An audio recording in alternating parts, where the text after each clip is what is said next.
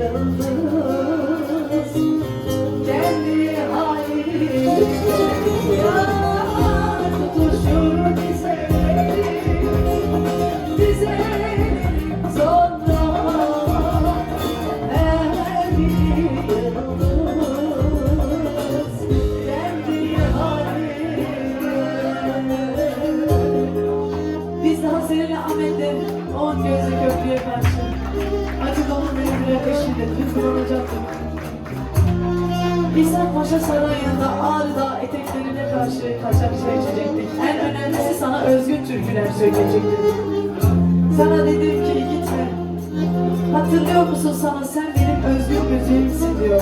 Çünkü özgün müzik sevdayı, acıyı, aşkı barındırır. İlk dinlediğinde hangi duyguyu veriyorsa en son dinlediğinde de o duyguyu verir. Tadı hiç değişmez. Senin bendeki olan sevdan gibi, acın gibi. Çok şey söylemek isterdim. Çok şarkı söylemek isterdim veya yazmak isterdim ama şimdiki söylediğim şarkıların sözlerinden ibaret her şey. Tutuşur düzenim geceleri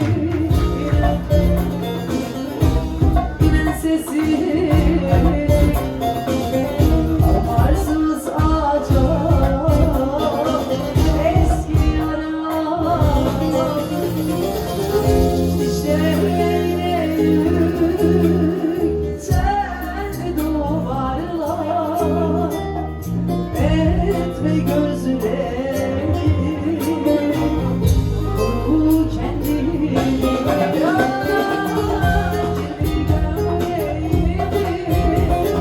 koklarmış anne koklarmış